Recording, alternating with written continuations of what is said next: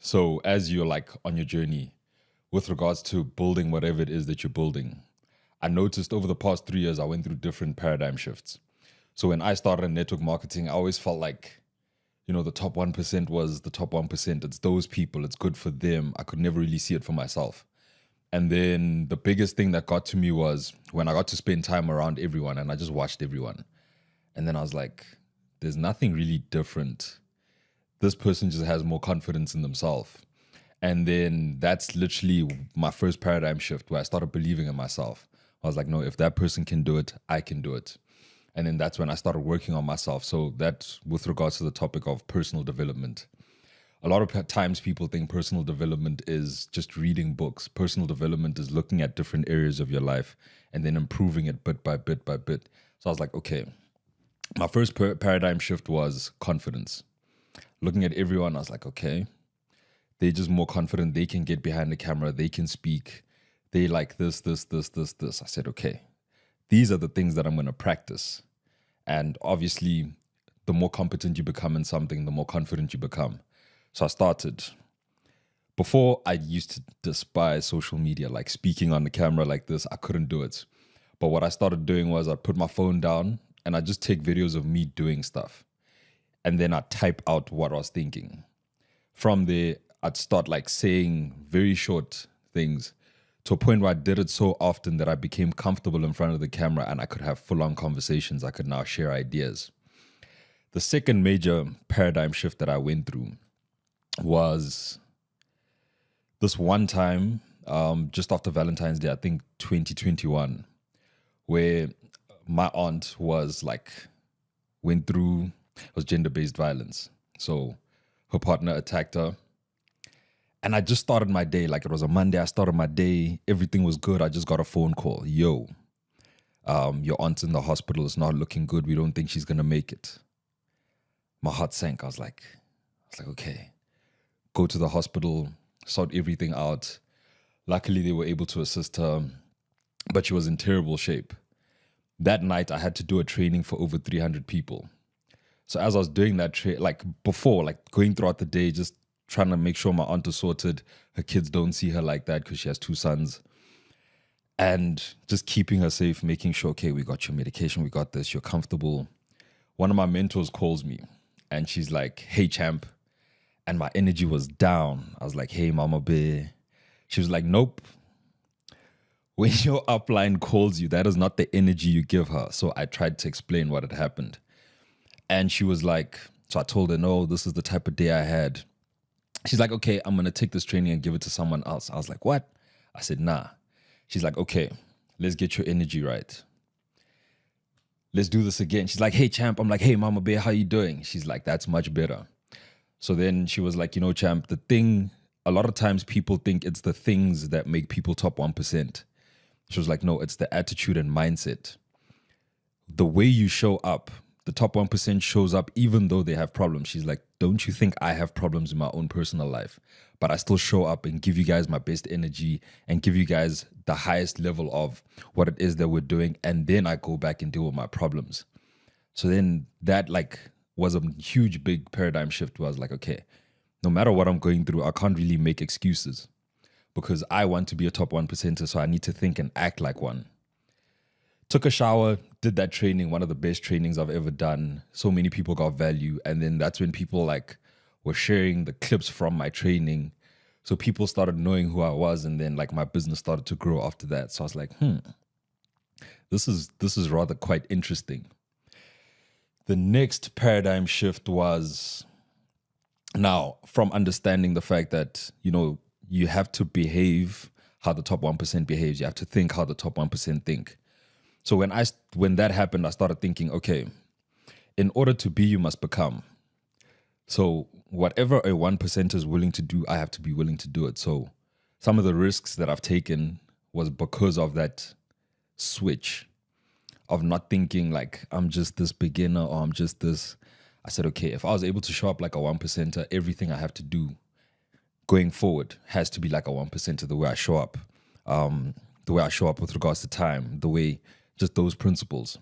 I have to consistently keep working on myself, become better so that I can show people that These are the steps. You have to build your character in this way because all those things build your character. I think one of the biggest paradigm shifts I had today myself was understanding character ethics and personality ethics. A lot of people get famous on personality ethics, but there is no true foundation to that. That's why a lot of people can get hype, but when it comes to people buying into it, their lives never really change because the personality ethics is all the flashy, all the rah-rah. But the character ethics, where someone tells you, this is what you have to do. You have to be on time, show up to your commitments. Those little switches, when I started implementing those in my life, I started seeing incredible changes. And then the last paradigm shift that I'm going to kind of go through right now is on Sunday. So I was privileged enough to go to a family friend's house. And just as I walked in, so their garage is just glass all the way through. Like you walk into the main door and it's glass and the cars are a centerpiece of the house. So we're going through this house. I get a tour. There's a chef and everything. So we start speaking. And I'm like, dude, these cars. Firstly, there's like a Bentley Bentayga. So I was like, this guy has 10 million rand just for cars. When you start setting your goals, when you start setting your goals, there's a level that you'd set for yourself until you're exposed to more. So that's why they say your environment has a huge impact on you. So always switching your environment, getting around good people that elevate you, getting around things that inspire you. So for me, the biggest thing was this guy has 10 million rand just for cars. That was a huge mindset change where I was like, to what level does your wealth go if you just have 10 million for cars? Some people, it's like, I just want to make 50,000. I just want to make 100,000 until you see someone that just has 10 million for cars. I was like, and the biggest thing he said to me was like, dude, he didn't say you need to go into a specific business. He said, master your system. Once you start your system, it's a process of starting your system, then mastering it, and then expanding it. Then he spoke about how he's mastered his system for 30 years. So I stopped having a short-term mentality with regards to business and started having a long-term projection of how I want to build my life and how my business is incorporated into my life and the impact it'll have long-term. So then I was like, okay, I understand. So that for me, the biggest thing was paradigm. Like that shifted my paradigm quite a bit because as a kid, I also got to travel. Thanks to my mom, I got to travel. I've been to Brazil, the UK, China. Being able to travel, I always had a problem of thinking just local. I always thought, how can I reach people internationally? How can I achieve something at international scale? That's where it comes back down to character ethics. Your foundation has to be so solid because you will be scrutinized on an international scale if you want to go that far and that big. So yeah, thanks for tuning in. Thank you for asking that question. And today's episode was on paradigm shifts. Let's go. How do you get out of that limiting beliefs? Always get around people that are bigger than you. Mention the word limiting beliefs. Yeah. And then go on to your answer. Because obviously they're not going to hear the question. Oh, yeah. So getting out of your limiting beliefs is always being in an environment that pushes you, challenges you, and has higher standards. So for me, I always tried to get around people that were better than me, people that were much further than me. So when I saw like there's young entrepreneurs killing it, as I started getting around them, I just noticed that they just have an insane work ethic. There's nothing really different. But had I stayed in my own little cocoon, my limiting beliefs would have remained. If I didn't switch my environment, my limiting beliefs would have remained. I remember when I started in my business, if I made $500, I'd go to a restaurant in Sandton and I'd spend like 150 rand just to be in an environment where people are spending thousands and it's like nothing to them. Because a lot of the times, a lot of people fear money. You have this bit of money and it's like you want to hang on to it because of your limiting beliefs. It's either you grew up not really having money in the household, Your parents' spending habits were bad. They weren't really thinking expanding. They were thinking acquire and keep. But with inflation and everything that we see, life gets harder. So for me to break those limiting beliefs, I had to get in environments where a higher level or a higher quality of life was normal to people so that it becomes normal to me over time. Yeah. Try to think of some other questions. Like networking. Maybe talk about networking with those people. So the part of networking, right? Networking is actually so interesting with regards to my journey. So I used to be terrified of people. I used to be terrified of speaking to people. And I started, my first step to networking was I'd go for jogs in the morning and I'd just say hi to people. Hi. They'd respond, hi, hi, hi. And I was like, oh, it's not that bad. People aren't mean. So then I was like, okay, let's upgrade it to hi, how are you? I'm good, how are you? Practicing engaging with people. Because in a world of social media, everyone is comfortable engaging online, but the face-to-face is a different game, right? Then that upgraded to now attending like events. I'd attend events, I'd dress my best, and I'd practice. So I always tell people, define who you are. Because people will ask you, what's your name and what do you do? First two questions that people always ask. So if you're not clear, everyone knows their name. But if you're not clear on who you are and what you do, then it becomes a situation where you kind of afraid to engage with people. So I'd always I'd try attend seminars. So one of my friends is in finance. So he'd take me to like these finance events. And it was just a realm for me to practice meeting people, how to shake a hand, etiquette, character ethics, firm handshake, all these things. So as I started practicing those things, it went from me attending events and being kind of quiet to attending events and being able to engage in conversation. Reading as well. When you're reading, constantly expanding the ideas in your mind, constantly expanding your knowledge, your level of conversation increases. You have different talking points. You can talk about so many different things. So when you are not putting in the work by yourself, it becomes hard to engage with people, because when you're networking, you always want to network up, right? But to network up, you have to become more here first so that you can engage these people, keep their attention, and then eventually develop a relationship over time. The next thing was, for me personally, in my religious beliefs, is church. I'd go to church. Church is an environment where it's like calm, it's safe. And I'd just engage with people, engage in conversation until it became a normal thing to me. So from there, we developed relationships. And then from that also trickled into my business, where my business switched from being transactional to relational. So even my clients would invite me to their high-end events, but I started getting high-end clients because I could connect and communicate a lot better, and I carried myself well. So they take that and the service I give them, and they're like, I think you would be great at this event that I'm hosting. I'll go to like a champagne event, a cognac event. And firstly, the champagne event was like my first major networking event with like high net worth individuals, and I was just in my own little corner.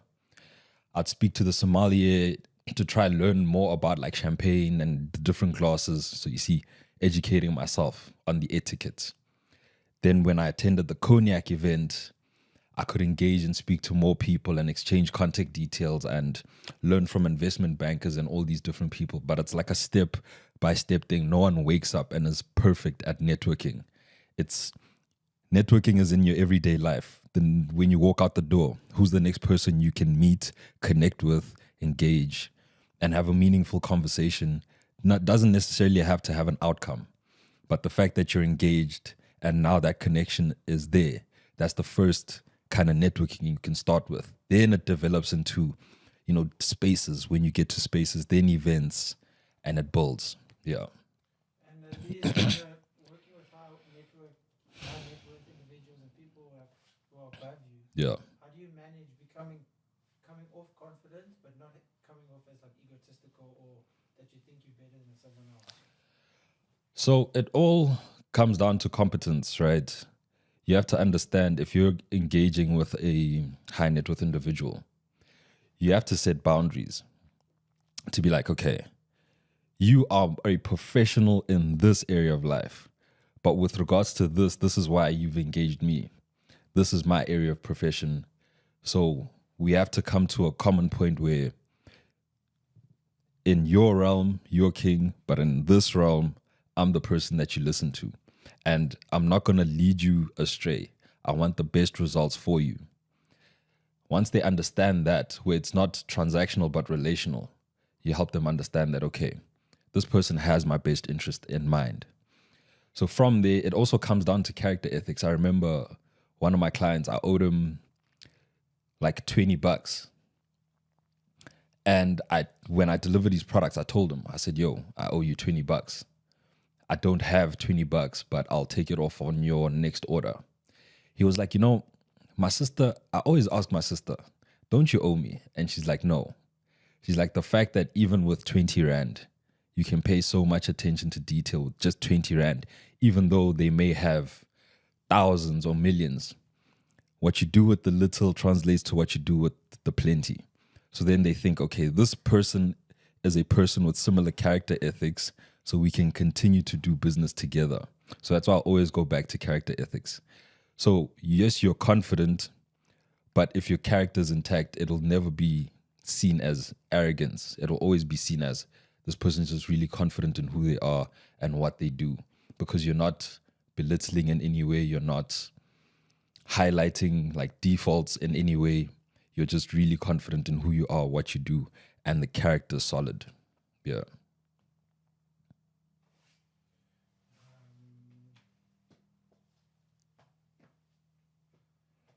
Managing work and social life, and trying to avoid burnout by not just working too much and then neglecting other facets of your life.